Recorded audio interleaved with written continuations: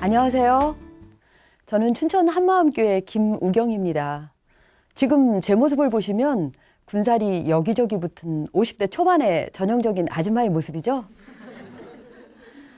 그러나 저는 예수님을 믿기 전에는 마른 체격인데도 온몸에 근육이 단단하게 붙은 딱 서면 누가 봐도 산 좀 탔겠구나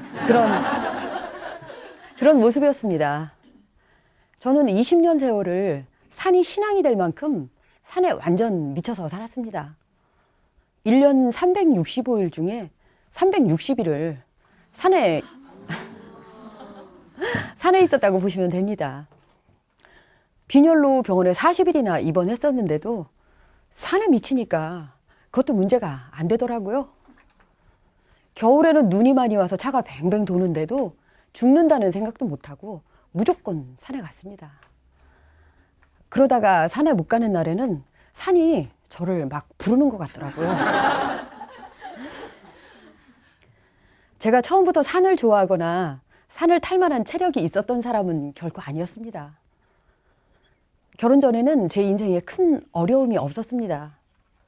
그런데 결혼을 한 날부터 남편은 제 인생에 넘지 못할 벽이었습니다. 결혼이라는 게 아무리 저 혼자 열심을 낸다고 되는 게 아니더라고요.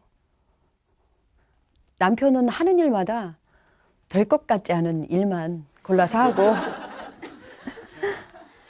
아무리 반대해도 결국 다 날려버렸습니다. 도대체 나랑 결혼은 왜 했을까 싶을 만큼 가정과는 무관한 삶을 살았습니다. 어느 순간 단란한 가정은 내 몫이 아니구나 마음이 포기가 되더라고요. 그러면서 저는 친구들과 실컷 술을 마시고 마음껏 놀아도 봤지만 허무하고 억울한 마음은 그대로였습니다. 결혼 시작부터 저희 집안 경제는 제가 피아노 학원을 하면서 책임지고 있었는데요. 어느 날 정말 신기할 정도로 저와 모든 면에서 마음이 탁탁 맞아 떨어지는 학부형을 만나게 되었습니다. 우리는 곧 친한 친구가 돼버렸어요. 그런데 그 친구가 산을 좋아하더라고요. 그러면서 한 2년 정도 애들까지 끌고 함께 산에 다니기 시작했습니다. 친구가 좋아서 따라간 산은 빈혈도 잊을 만큼 남편이 주는 고통도 잊을 만큼 묘한 매력으로 저를 끌어당겼습니다. 그러던 어느 날 그 친구가 갑자기 이사를 가버리고 덩그러니 저 혼자만 남게 되었는데요. 무엇을 할지 모르겠더라고요. 딱 산만 남더라고요. 그때부터 저는 인터넷이나 지인들 또는 산에 대한 월간지 같은 것을 통해서 산행 경로를 완벽히 숙지하고 거의 혼자 깊은 산을 헤매기 시작했습니다. 그 무서움도 스산함도 저에게는 문제가 되지 않더라고요. 이때부터 저는 일과 산, 이 두 가지에 모든 것을 맞추는 생활이 시작되었습니다. 산행을 먼 곳으로 가게 되면 아이들도 최대한 빨리 등교를 시킬 정도였습니다. 그것도 한겨울에. 또 사는 게 유독 힘든 날에는 사람들에게 차마 하지 못하는 그 터지는 속을 산에게 얘기하면서 어쩌고 중얼거리면서 올라가기도 했습니다. 임금님기는 당나귀기다 이러면서 산이 친구가 된 거죠. 그런데 아무리 산행을 하고 또 해도 늘 뭔가 아쉬웠어요. 그래서 이제는 아예 잠도 안 자고 이마에 전등을 매단 채 캄캄한 산길을 12시간 이상은 보통이고 17시간까지 쭉 가는 겁니다. 그때 주변에서 절더러 산에 미쳤다고 했지만 열심히 살면서 내 할 일 다 하고 다니는데 왜 미쳤다고 하는 건지 모르겠더라고요. 그래도 계속 산에 갔습니다. 취미잖아요. 그러면서 이제는 좀 더 험한 산을 좀 타봐야 되겠다. 그런 생각에 산행 기술을 제대로 한번 배우려고 실내 암벽장을 찾아갔습니다. 그런데 이게 웬일입니까? 그것은 완전히 다른 신세계였습니다. 그들이 입고 있는 옷, 또 발레리나 슈즈 같은 암벽화, 또 무슨 가루가 담긴 주머니를 허리에 탁 차고 스파이더맨처럼 벽에 착 달라붙어 있는 사람들을 보는 순간 바로 저거다. 온통 제 마음을 사로잡아 버렸습니다. 비록 40이 넘은 나이에 시작하기에는 가당치도 않은 힘든 훈련이었지만 등록을 하고 바로 뛰어들었습니다. 팔과 다리의 근육 운동은 기본이고 손가락 한마디 한마디에 근육을 키우는 혹독한 훈련도 받았습니다. 그곳 사람들과 급속도로 친해지면서 저는 드디어 자연바위 등반을 시작하게 되었습니다. 자연바위는 상상 이상으로 무서웠습니다. 지상에서 몇 미터 떨어진 것도 아닌데 죽을 것 같은 공포가 몰려왔습니다. 실제 그 건장하고 세 보이는 남자들도 그 과정을 넘기지 못하고 포기하는 경우도 많이 봤습니다. 우여곡절 끝에 제 생애 첫 등반하던 날, 전 정말 다시 태어난 것 같았습니다. 밧줄에 매달린 채 살려주세요! 살려주세요! 이렇게 비명만 지르다 내려왔는데도 이제껏 제 속에 꽉 차있던 울분을 다 쏟아낸 것 같습니다. 마치 어렸을 때 실컷 울고 난 다음에 그 후련함 같은 느낌이었어요. 또 밧줄과 기본 장비만도 헉 소리가 날 정도로 무겁고 처음엔 배낭의 무게 때문에 걸음을 떼기조차 힘들었습니다. 또 더구나 바위까지 가는 길을 어프로치라고 하는데요. 일반 산행과는 비교도 안 될 만큼 험하고 위험했습니다. 보통 사람은 못 갑니다. 제가 이제 와서 보니까 미치지 않고는 못 가는 길이더라고요. 이 암벽을 타기 위해서는 일단 이제 걸어갈 수 있는 최대 깊숙한 곳까지 들어가서 그 다음날 새벽 암벽을 타기 위해 그곳에서 야영을 하기도 하는데요. 가장 기억이 나는 것은 한겨울의 야영입니다. 야영지에 도착하면 너무 추우니까 불도 피우고 특히 소주를 물처럼 계속 마시면서 잠이 듭니다. 자다가 얼핏 잠이 깨면 저는 다시 소주를 마시고 잠을 청하기도 했습니다. 한겨울에 하얀 눈 위에 매트 한 장 달랑 깔고 침상 속에서 영하 10도, 영하 20도로 떨어져도 편안히 잠을 자고 일어났습니다. 또 암벽을 타다 보면 바위에 부딪히고 떨어지는 건 기본인데요. 밧줄에 매달린 채 어떠한 동작도 할 수 없는 상황에서 상처난 곳에서 뚝뚝 떨어지는 피를 입으로 빨아먹기도 했습니다. 또 그 시절 저는 온몸에 멍자국과 상처를 달고 무릎에 좋다는 이유로 아무 생각 없이 수영도 하고 있었는데요. 어느 날 좀 친해진 사람이 조심스럽게 다가와서 묻는 말이 맞고 살 타입은 절대 아닌 것 같은데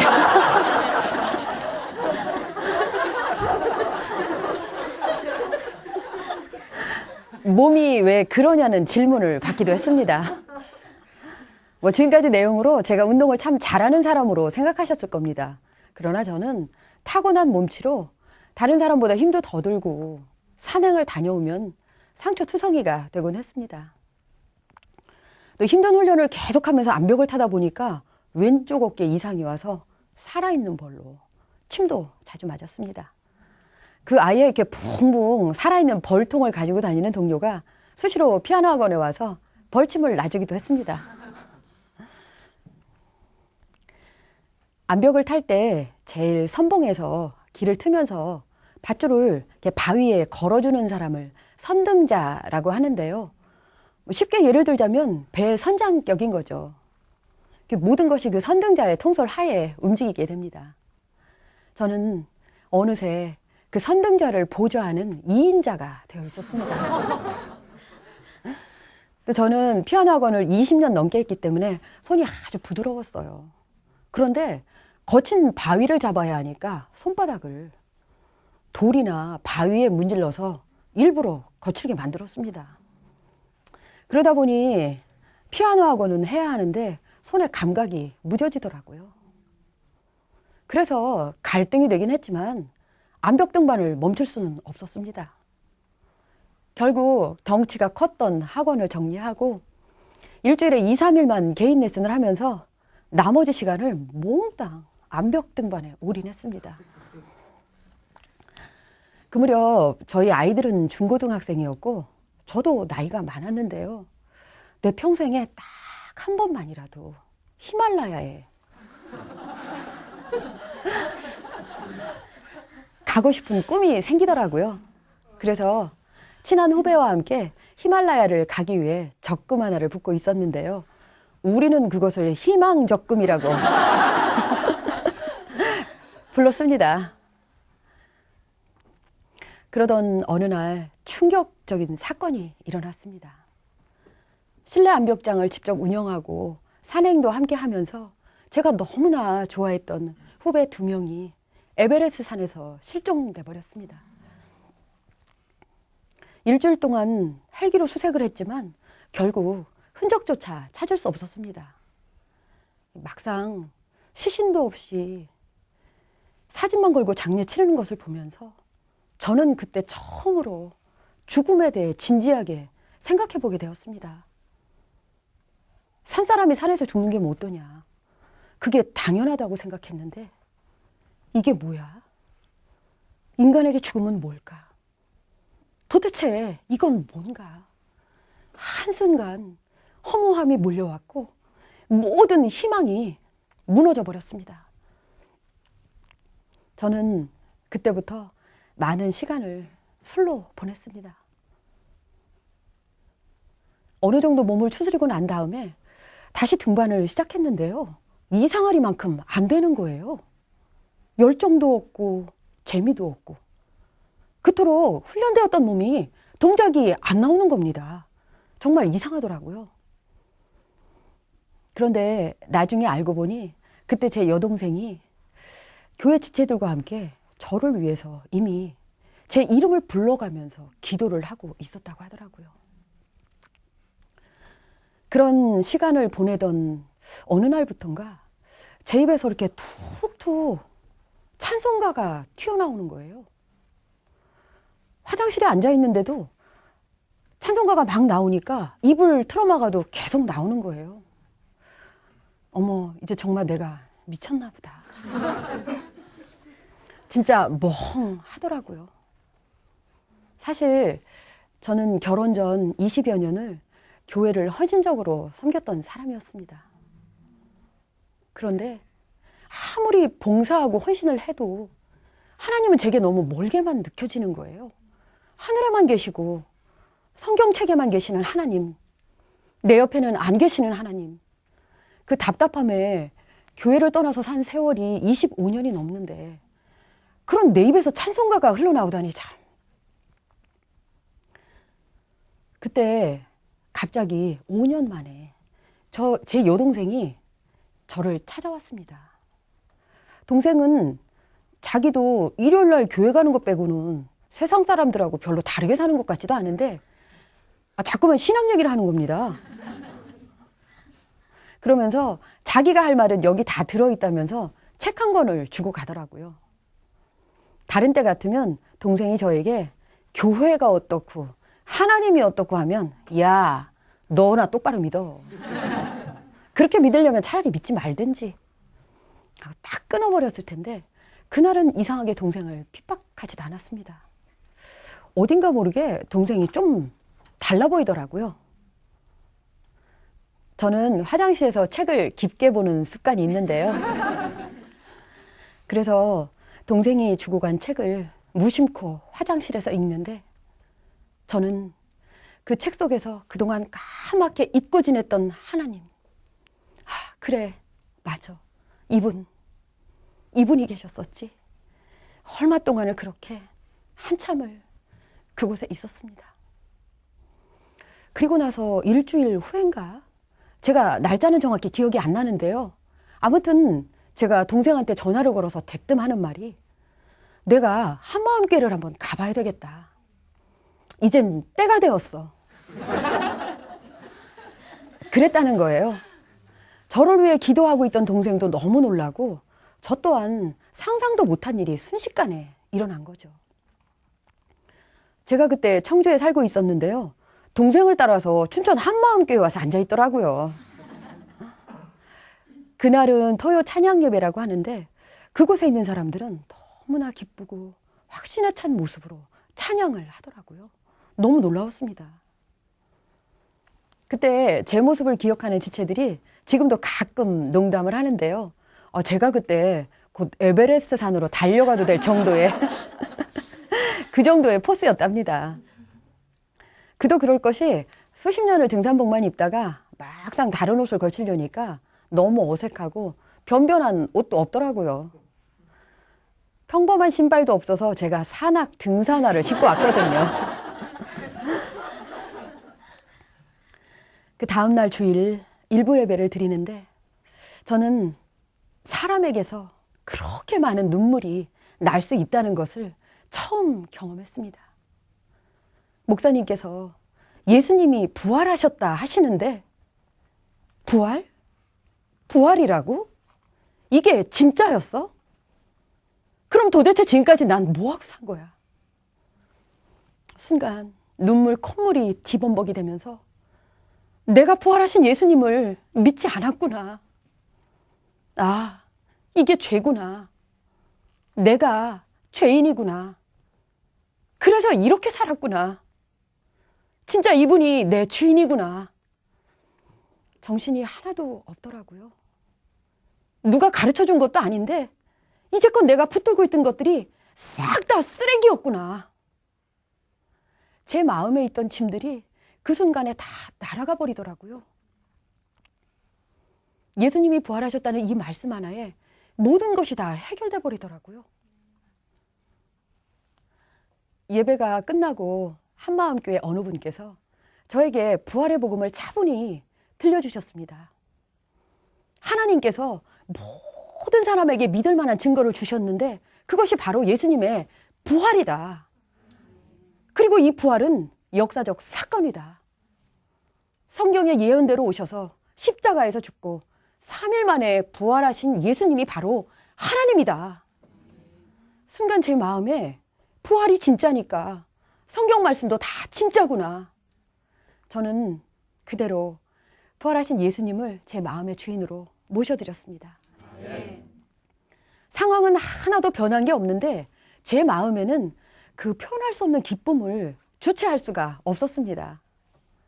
사람들이 저에게 얼굴빛이 확 바뀌었다고 하더라고요. 모든 일정이 끝나고 집으로 돌아가는 버스 안에서 세상의 모든 것들이 차분히 정리가 되더라고요.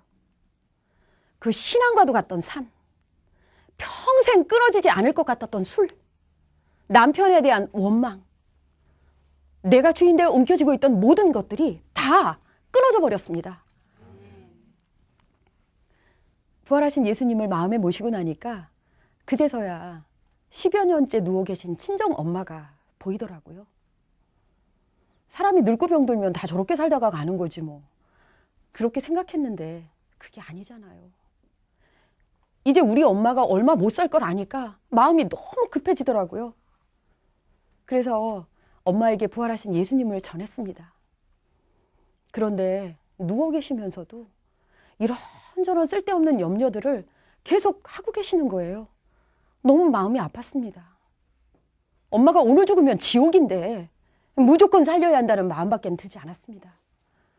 그때부터 한 3달 정도 엄마 얼굴을 볼 때마다 부활하신 예수님을 전하고 또 전했는데 성령의 역사로 엄마가 부활하신 예수님을 믿지 않은 죄를 회개하고 예수님을 마음의 주인으로 믿고 영접하셨습니다. 아멘. 그리고 2달 후에 엄마는 천국으로 가셨습니다. 저희 가족들이 엄마의 임종을 지키지는 못했는데요. 돌아가신 엄마의 얼굴을 쓰다듬는데 너무나 평안하게 천국으로 가셨더라고요. 얼마나 감사한지.